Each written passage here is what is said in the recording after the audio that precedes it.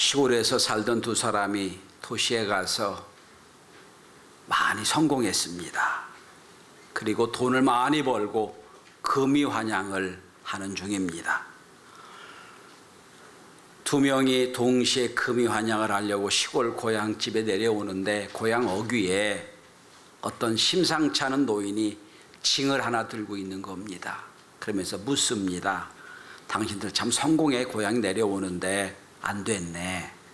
나는 사람이 죽을 때 징을 쳐서 하나님께 이 사람 하늘로 올라갑니다 라고 표하는 사람인데 당신들을 보니까 사흘밖에 못 살게 생겼네.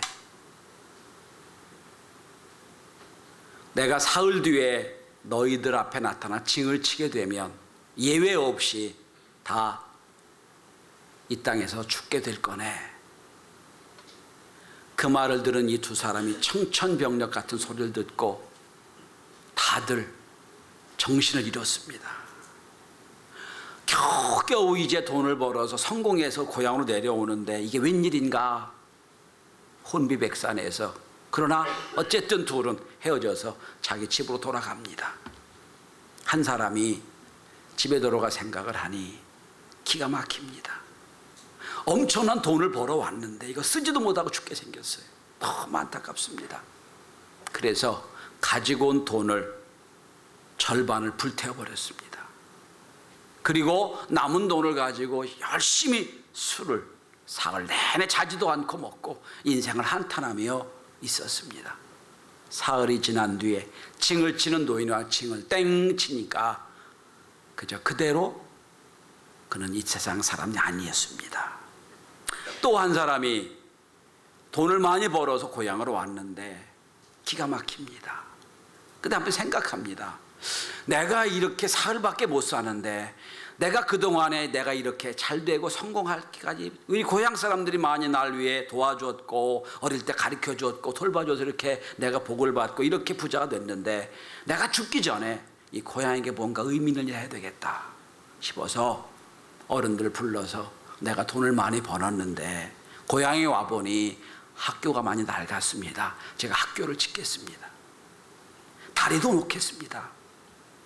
그날부터 공사가 시작되는 거예요. 그러니까 노인들이 가만히 보니까 이 젊은 친구가 돈을 많이 벌어서 그냥 자기 혼자 쓰는 게 아니라 고향을 했습니다. 너무 기분이 좋아서 사흘째 되는 날 잔치를 시작했습니다. 북을 치고 장구를 치고 막 여기저기서 축하하고 감사하는 말을 합니다. 징을 치는 노인네가 가만히 와 보니 사람들이 다 떠들썩하게 막 소리 지릅니다. 징을 아무리 쳐도 아무도 못 알아들어요. 징을 치다 못해 그냥 하늘나라로 갔답니다.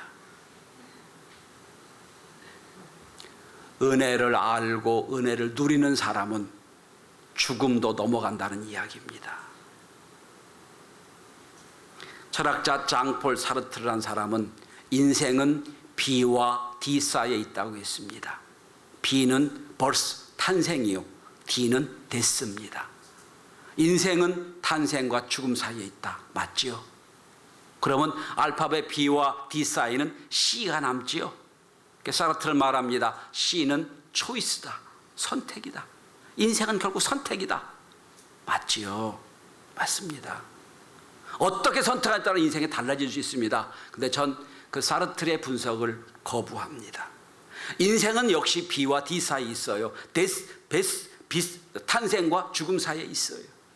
벌스와 데스 사이에 있어요. 맞습니다. 그러나 C는 선택이 아니라 제가 보기에는 카리스마타입니다. 은혜입니다. 탄생과 죽음 사이에 인생의 은혜가 빠지면 아무것도 남지 않습니다. 그리스어로 카리스마타는 은혜라는 뜻입니다. 그래서 우리가 카리스마라는 말을 하잖아요. 하나님 주신 은혜라는 뜻이에요. 지금 저와 여러분은 예배드리려고 여기 와 있습니다. 근데 여러분이 여기 오기까지 여러분의 기억도 없었을 어릴 때 부모님이 여러분을 은혜로 이끌어지 않았더라면 여기 존재할 수가 없을 거예요. 자라는 동안 선생님들이, 자라는 동안 여러분 배후에서 많은 사람들이 은혜를 끼치지 못했다면 우리 존재하지 못했을 겁니다. 은혜 없이는 살 수가 없어요. 또 여러분 만약에 어릴 때 선생님이 여러분에게 안 가르쳐줬다면 여러분 글도 모르고 지도 못했을 거예요. 다 알고는 은혜입니다. 탄생과 죽음 사이 은혜가 빠지면 인생은 아무것도 아니에요. 오늘 본문엔 이 귀한 은혜를 깨닫는 사람의 고백이 나옵니다. 사도 바울이지요. 저는 지난주에 능력의 사람, 은혜의 선지자, 기도의 능력자 엘리야가 은혜를 잃어버려서 주님 앞에 나 좀 데려달라고, 나 좀 그만 살게 달라고 애원하는 그 안타까움을 보았습니다. 그러니까 우리가 은혜를 회복해야 되고 말씀도 회복해야 되고 기도도 회복해야 된다는 말씀을 제가 지난주 드렸어요. 지난주는 은혜를 잃어버리고 은혜를 몰랐기 때문에 하나님 앞에 부끄러움을 당한 사람의 이야기라면, 오늘은 은혜를 은혜로 안 사람의 고백입니다. 은혜를 알았을 때, 어떤 은혜를 깨달았을 때 어떤 복을 받았느냐는 말씀을 함께 나누고자 합니다. 사도 바울이 깨달은 은혜가 무슨 은혜일까요? 오늘 우리가 이 시대에 예배드리면서 살면서 우리가 깨달은 은혜는 어떤 은혜일까요? 오늘 말씀을 통하여 함께 주신 은혜를 깨달을 수 있게 되길 바랍니다. 첫째로 사도 바울이 깨달은 은혜는, 가장 큰 은혜는 자기를 만나주신 은혜입니다. 무엇보다 우리 인생에서 가장 큰 은혜가 있다면 내 인생에 찾아오셔서 내 인생을 만나주신 은혜입니다. 오늘 사도 바울, 주인공 사도 바울은 예수를 핍박하는데 앞장섰던 최고의 인물이에요. 아마 열심으로라면 세상 어떤 사람도 열심을 다하여 예수 믿는 사람은 잡아 죽이거나 핍박했던 사람입니다. 그는 나중에 깨닫고 이런 고백을 합니다. 나는 죄인 중에 괴수입니다. 오늘 본문에 뭐라고 되어 있습니까? 나는 만삭되어 나지 못한 자가 썼습니다. 칠삭동이라는 뜻이잖아요. 만삭되지 못해서 난 자. 우리나라도 별로 안 좋은 뜻을 쓰여 있는데 이스라엘 백성의 이 말은 모욕입니다. 사람이 덜 됐다는 뜻이거든요. 근데 스스로 자기 얘기합니다. 나는 덜 된 사람이었습니다. 그리고 9절에 보면 뭐라고 있습니까? 나는 하나님의 교회를 박해했던 사람이었습니다. 구원과는 반대편에 있던 사람이에요. 하나님의 구원과는 전혀 반대편에 있던, 구원하고는 전혀 관계없는 그런 삶을 살았던 사람이에요. 그런데 바로 그 사람을 하나님 만나주셨다는 거예요. 성도 여러분, 오늘 저나 여러분들이 여기서 예배를 드리고 하나님을 믿고 찬양합니다만, 저와 여러분은 구원받을 만한 어떤 조건도 없었다는 것을 먼저 인정할 수 있게 되길 바랍니다. 여러분이 잘나서 예쁘게 생기고 멋지게 생기고 무슨 공부를 많이 하고 재산이 많아서 어떤 조건 때문에 우리가 주님 앞에 구원받은 거 아니에요. 아무런 조건도 없습니다. 영국의 목사님이시면서부터 찬송가 작사가인 잔 뉴턴이라는 목사님이 계세요. 이제 앞으로 좀 있다가 헌금송을 부르는 305장이 그분이 만든 거예요. 나 같은 죄인 살리신 그 은혜 놀라와 라는 찬송을 만든 분이에요. 이분이 노예상이었죠. 노예 중매업자였습니다. 사람들을 노예로 팔아넘기는 그런 악독한 사람이 있어요. 근데 그가 은혜를 받고 회개하고 하나님 목회자가 됩니다. 그러면서 만든 찬송가가 나 같은 죄인 살리신이에요. 근데 그분이 설교를 보면 아주 유명한, 아주 재미있는 말 하신 게 있습니다. 내가 만약 천국에 가면 깜짝 놀랄 만한 일이 3가지 있을 것이다. 첫째, 저분은 한 일을 보면 분명히 천국 앞자리에 와 있을 뿐인데 천국에서 그분을 못 볼 사람이 있을 거다. 두 번째, 저 사람은 절대로 천국에 올 수 없는 사람인데 천국 와 있는 사람은 나 발견하게 될 거다. 세 번째, 죄인 중에 괴수인 나 같은 사람도 천국에 있게 될 거다. 3가지 깜짝 놀란다고 그랬어요. 무슨 뜻입니까? 내가 구원받고 하나님 자녀가 되는 건 조건이 하나도 없다는 거예요. 나 같은 죄인도, 사람을 매매하고 노예를 팔았던 나 같은 사람도 구원받았다는 거예요. 무조건적인 은혜라는 얘기예요. 성도 여러분, 진정한 행복은 구원받은 다음부터 시작을 합니다. 예수 없는 행복은 행복이 아니에요. 스위스 철학자 칼 힐티는 잠 못 드는 밤을 위해서라는 책도 한국에 유명하게 많이 팔렸죠. 행복론에 관한 책을 3권이나 쓴 사람이에요. 행복론의 대가지요. 그는 77 죽을 때까지 행복에 관한 책을 수없이 자료를 모으면서 행복을 연구하면 결론이 이겁니다. 인생의 최대 행복은 하나님을 가까이 하는 데 있다. 인간은 하나님을 모르고 하나님을 떠날 때 불행하고 하나님을 가까이 할 때 행복이 시작이 된다. 왜 그렇죠? 궁극적인 행복은 구원받은 데 있기 때문이에요, 여러분. 이미 우리는 행복할 근거를 가지고 있습니다. 또 나폴레옹이, 여러분 위대한 나폴레옹 아시죠? 내세전엔 불가능이 없다고 외쳤던 사람. 100만 대군을 이끌고 알프스를 넘어 정복했던 사람. 어느 날 기자가 나폴레옹과 인터뷰를 했습니다. 폐하, 살아오며 가장 행복한 때가 언제였습니까? 아마 생각하기를 어느 땅을 정복하고 세계에 지배하고 이런 거 생각했을지 몰라요. 나폴레옹이 이런 말을 합니다. 알프스 산을 어렵게 넘어서 전쟁을 할 때, 전쟁이 잠시 소강상태에 있을 때 어느 일요일 아침 산 아래 조그만 교회에 종소리가 들려 거기 가서 교회에 들어가 잠깐의 예배를 드렸는데 그때 그 예배 시간이 나에게 가장 행복한 순간이었네 라고 말했다고 그래요. 여러분, 오늘 우리가 구원받아 하나님의 자녀가 된 것, 이게 가장 큰 행복임을 다시 한번 깨닫고 하나님께 감사할 수 있길 바랍니다. 그런데 하나님 만나주셨어요. 감사한 일이에요. 그런데 특별히 오늘 사도 바울이 만난 예수님이 누군지가 중요합니다. 일생 많은 우리 믿음의 선배들이나 세상의 위인들이 예수를 다 만났어요. 성경을 읽다 만나고 기도하다 만나고 다 만났어요. 만났는데 누구를 만나에 따라 인생이 달라졌거든요. 자, 바울이 만난 예수님은요, 인류의 위대한 스승으로 만난 거 아니에요. 인류의 위대한 스승으로 만나서 하나님 만난 사람이 있어요. 대표적으로 누굽니까? 인도의 간디 성경 읽다 하나님 만났어요. 예수를 만났어요.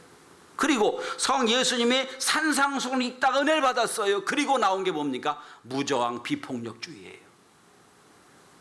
그는 예수를 만나긴 했어요. 근데 뭐로 만났습니까? 예수의 사상으로 만났어요. 그건 구원하고 관계없이 예수를 만난 사람이에요. 또 예수 만난 사람이 있어요. 여러분, 아프리카의 성자로 불리우는 슈바이처 박사학위 5개였지요. 다 포기하고 아프리카에 가서 일생을 희생하며 살았습니다. 우리 성자라고 부릅니다. 그런데 놀라운 건 그런 성경을 읽다가 성경을 공부하고 신학을 공부하다 예수를 만났는데 어떤 예수를 만났냐면 파괴자 예수를 만났어요. 어려운 사람을 도와주고 가난한 사람을 도와주고 병사를 고치는 예수를 만났어요. 그는 그 예수를 만난 그대로 아프리카에 실천했습니다. 그런데 그는 구원자 예수는 고백하지 않았어요. 예수를 만났지만 그는 어떤 실천적인 휴머니스트로 예수를 만난 거예요. 그건 예수 만나도 갈 수가 없지요. 수많은 사람들이 예수를 지금 만납니다. 사상가로 만나요. 휴머니스트로 만나요. 멋진 사람으로 만나요. 그건 아무 관계가 구원하고 관계없어요. 오늘 사도 바울이 깨달은 사도 바울이 받은 은혜를 한번 생각해 보십시다. 여러분, 오늘 15장 3절과 4절을 읽어보시면 사도 바울이 만난 예수가 누군지가 나와요. 우리 함께 3절 4절 다 피고 계시죠? 함께 읽어봅시다. 시작. 내가 받은 것은 먼저 너에게 전하였노니 이는 성경대로 그리스도께서 우리 죄를 위하여 죽으시고 장사 지낸 바 되셨다가 성경대로 사흘 만에 다시 살아나사. 누굴 만난 거예요? 사도 바울이 만난 예수. 부활의 주 예수를 만난 거예요. 부활의 주 예수. 인간의 모든 죄를 지고 십자가에 못 박혀 죽을 뿐 아니라 부활에 다시 사신 예수를 만난 거예요. 진짜 예수 만난 거지요. 이걸 우리는 은혜라고 표현합니다. 여러분, 사상과 예수 만난 거 중요합니다. 그러나 더 중요한 게 있어요. 휴머니스트 예수 만난 거 좋아요. 그것도 갖고 안 돼요. 우리는 내 죄를 위해 십자가에 죽으셨다가 사흘 만에 부활하셔서 하늘로 승천하시며 지금도 우리를 영원히 이끌어가실 그 예수를 만날 수 있게 되길 바랍니다. 그 예수도 만나셨음을 제가 믿습니다. 그게 은혜예요. 예수 만났잖아요. 내 인생에 찾아오셔서 나를 만나주신 예수. 이게 은혜예요, 여러분. 저는 그런 말씀 자주 드리잖아요. 우리가 다른 건 모르지만 교회에 와서 아니면 집에서라도 하나님 아버지라고 기도하는 그 순간 먼저 우린 감동과 은혜 받아야 돼요. 종희 선생님 눈 뜨고 있죠? 안경을 떠가지고 잘 안 보여요 지금. 자, 여러분 생각해 보세요. 내가 누군데 하나님을 아버지라고 부르고 있어요. 구원받지 못하면 기도할 수가 없거든요. 하나님 아버지. 그러니까 여러분, 우리는 기도를 하나님 아버지라고 부를 때 그 단어 읽음 그 부르짖으면서도 내가 아이고 하나님, 내가 누군데 하나님의 자녀가 됐습니까? 기도할 때 감격이 없으면 기도 잘못한 걸 생각해요. 저는 하나님 아버지, 나 같은 주인이, 나 같이 못된 사람이 하나님 아버지라고 불러 내가 하나님 자녀가 됐다는 거예요. 이게 구원이에요. 여러분. 하나님 여러분과 저 인생에 오셔서 만나주신 은혜, 이 은혜가 날마다 여러분 삶을 움직일 수 있길 바랍니다. 사도 바울은요, 이 만난 게 너무 귀하고 감사해서요, 사도행전에만 3번 얘기합니다. 자기 예수 만난 사건을 3번 이야기한 것 빼기예요. 내가 다메섹에 예수를 믿은 사람을 잡아 죽이려고 체포영장을 받아갖고는 그 순간 하나님 나 만나셨다. 3번이나 연거푸 얘기합니다. 너무 귀하니까. 두 번째, 사도 바울이 깨달은 은혜가 뭡니까? 사도 바울은 하나님의 사역자가 된 은혜를 깨달았어요. 아마 사도 바울이 예수를 안 믿었더라면 일평생 이스라엘에서 평안하게 살았을 거예요. 아마 금수 중에 금수저로 살았을 거예요. 왜 그렇죠, 여러분? 집안도 좋아요. 그 다음에 자기가 갔던 학교도 최고 인류의 학교예요. 국회의원이에요. 학자예요. 로마 시민권도 있어요. 금수 중에 금수저로 평안하게 살았을 사람이에요. 유대교의 율법학자로 존경을 받아가며 살았던 사람이에요. 근데 그가 예수 믿고 나서 얼마나 많은 핍박을 받습니까? 얼마나 환난을 당합니까? 그런데 사도 바울은 환난과 핍박을 당하면서도 내가 구원받은 정도가 아니라 하나님의 사역자가 된 것에 대한 얼마나 감사가 있는지 몰라요. 빌립보서 읽어보면 예수를 전하다가 시큰 배를 맞아요. 거의 죽은 것 같이 된 사람을 그냥 감옥에 쳐넣습니다. 그리고 밤중이 됐어요. 매 맞았지요. 아프지요. 밤이 됐지요. 너무 힘든데. 그런데 빌립보 읽어보면 여러분, 그때 사도 바울이 찬양을 합니다. 무슨 찬양을 했을까요? 내가 예수 핍박했던 사람인데, 예수를 잡아줬던 사람인데, 내가 지금 예수의 이름으로 예수의 사역자가 돼서 주님 때문에 박해와 고난을 당하니 얼마나 감사합니까?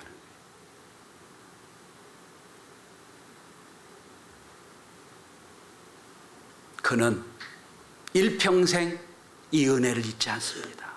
내가 하나님의 사역자가 된 거예요. 그래서 여러분, 사도 바울이 쓴 무슨 성경 13권 맨 앞에 뭐라고 한답니까? 그리스도의 종 사도 바울은 하고 딱 나옵니다. 하나님의 종이 됐다는 거예요. 프라이드가 있어요. 왜? 구원받은 거에 감사와 감격을 떠나서 그 위에 내가 하나님의 일을 감당하는 것에 대한 감격이 있기 때문이에요. 우리 노원구에 모든 교회가 한 500개쯤 됩니다.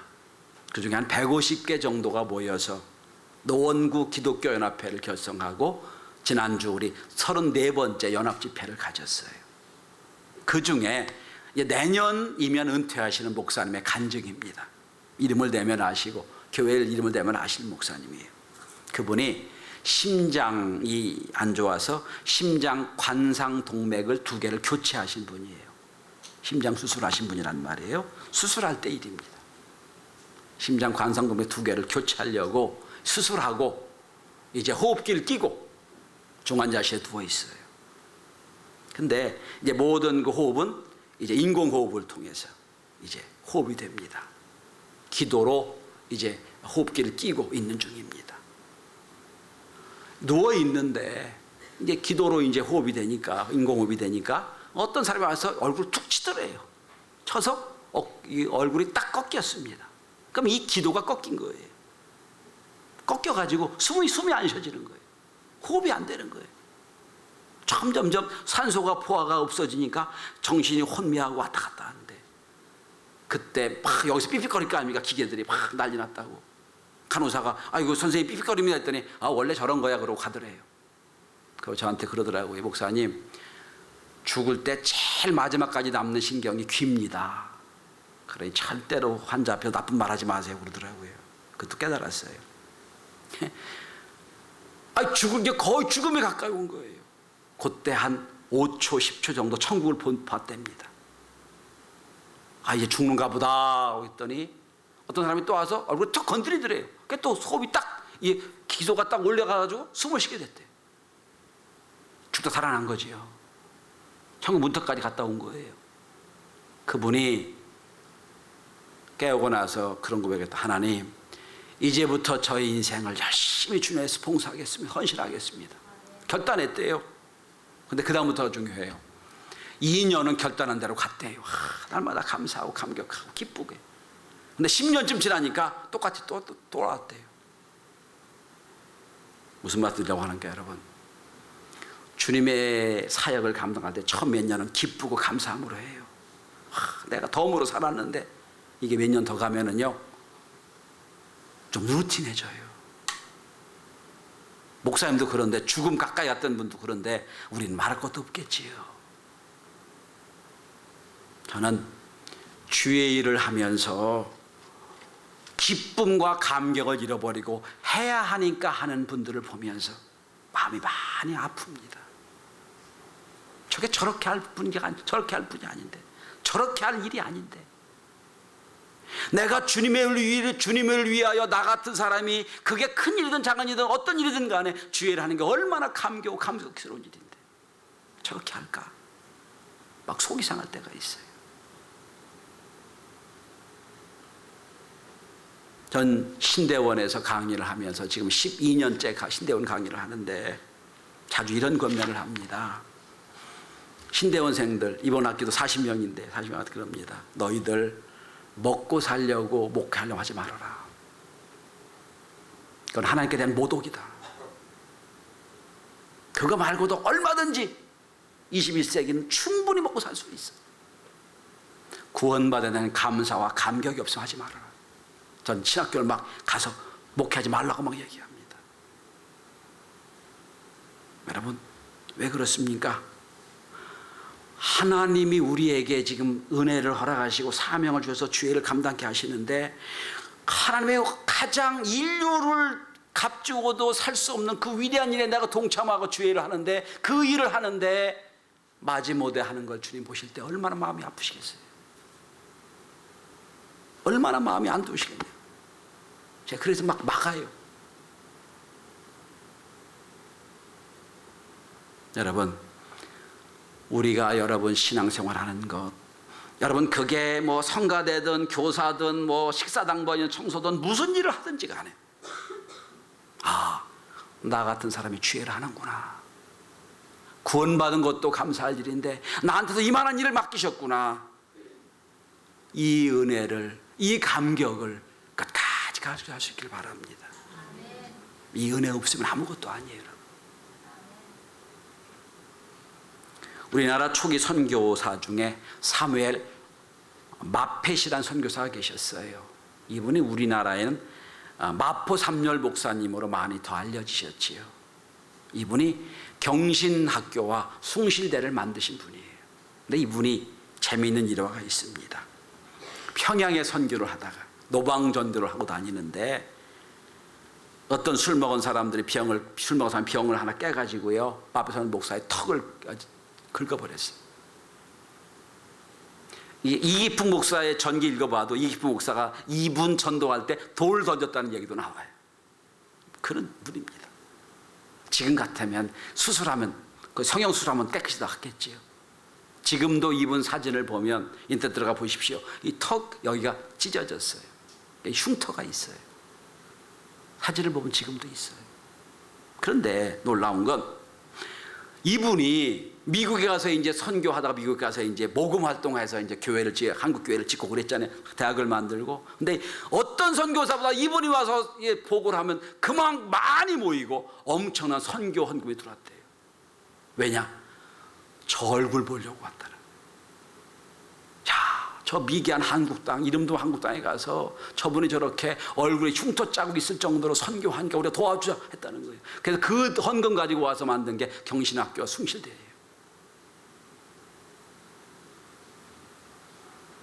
흔적이 있는 얼굴, 핍박당한 얼굴이 그에겐 영광의 상처였다는 거예요.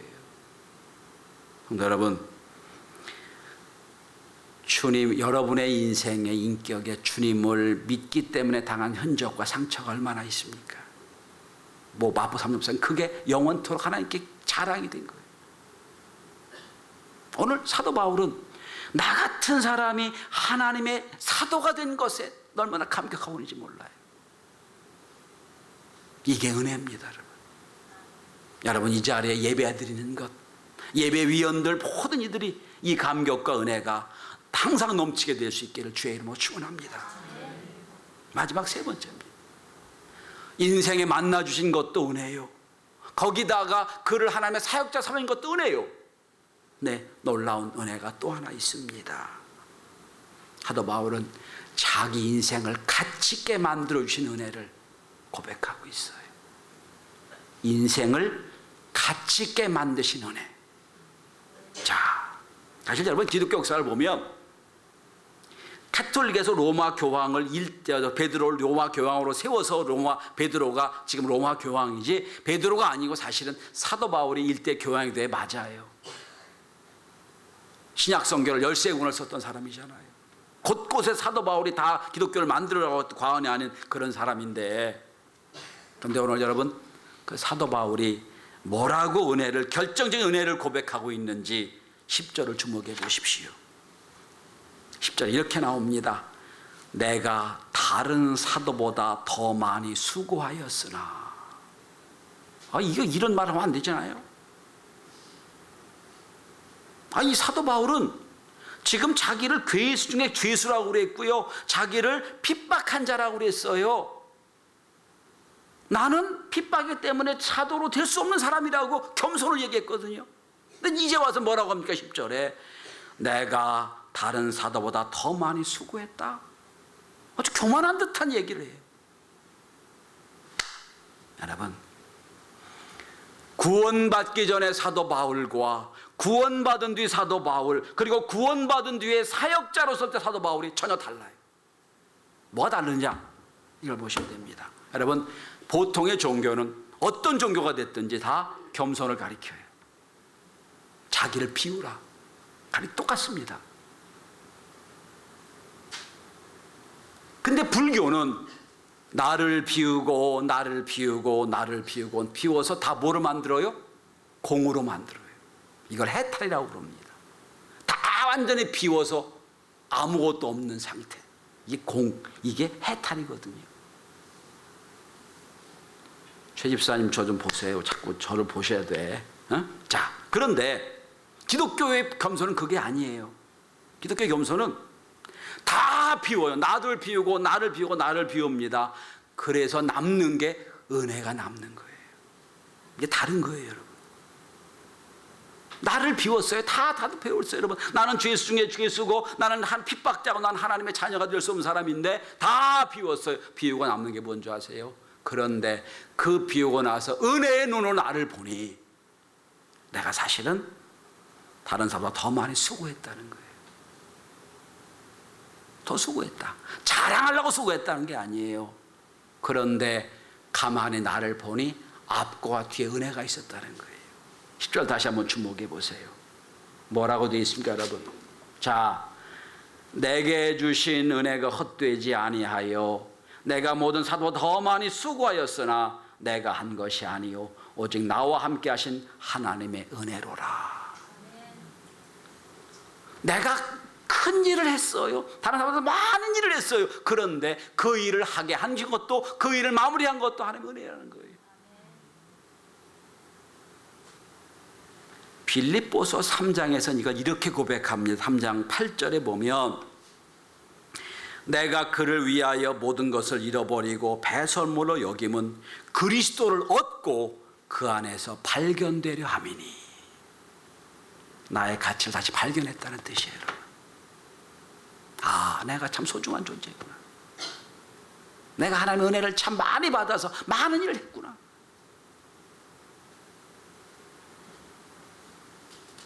기독교의 부정은 자기 부정인데 다 자기를 부정하고 자기를 비웁니다. 그런데 맨 마지막에 은혜가 남지 않으면 기독교가 아니에요. 대개 은혜가 안 나면 거기 사람이 남아요. 그럼 교만한 거예요. 여러분, 그는 내가 많이 수고했다고 그래요. 인정합니다. 그 참 제일 수고 많이 하고 제일 위대한 일을 많이 했어요. 그런데 그 수고 때문에 알려지는 게 아니에요. 그건 마저도 하나님의 은혜로 했다는 거예요. 그러니까 그 일을 한 자신은 상당히 자긍심이 있는 거예요. 전 그래서 이걸 이렇게 표현하는 겁니다. 자기 자신의 가치를 가장 높게 평가하는 은혜. 어떤 분은 늘 예수 믿어도 죄인으로만 예수 믿어요. 아니에요. 죄인이었지만 지금 누가 됐어요? 하나님의 자녀가 됐지요? 죄인이었지만 하나님의 자녀가 된 분 아니라 하나님의 사역자가 됐죠? 사역자 될 뿐 아니라 나를 통하여 하나님 위대한 일을 하고 계시다는 거예요. 힘이 있는 자이기 때문에 큰 일을 한 거 아니에요. 능력이 있어 큰 일을 한 거 아니에요. 가만히 내가 보니 내가 작은 사도였지만 하나님의 나를 은혜 베풀어 주셔서 내가 큰 일을 감당했다는 거예요. 은혜는 나로 하여금 나의 가치를 분명히 깨닫게 합니다. 아, 내가 작은 사람이었는데 나로 큰 일 하게 하셨구나. 전 이렇게 믿습니다. 오늘 본문을 근거로 말씀드리면 복음 안에서 발견되는 여러분, 세상에 그 어떤 것도 바꿀 수 없는 가장 귀한 가치가 있는 분입니다. 가장 놀라운 가치. 내가 은혜 받아 보니 내가 죄를 감당하고 있다는 거예요. 전 여러분들이 무슨 일을 교회에서 하든 사회에서 하든 여러분들 그 일을 오늘 10절의 말씀으로 연결되길 바랍니다. 은혜로 받고 내가 주님을 위해서 이런 일을 했습니다. 보니 참 큰 일이었습니다. 놀라운 일을 내가 했습니다. 그러나 그것도 하나님의 은혜였습니다. 결론을 맺습니다. 여러분, 인간은 탄생과 죽음 사이에 은혜가 빠지면 아무것도 남지 않습니다. 은혜를 구하세요. 은혜를 깨달으세요. 그리고 더 큰 은혜 가운데 하나님이 여러분의 인생을 가장 높이 평가하시는 그 차원까지 은혜를 받기를 주의 이름으로 축원합니다. 기도합니다.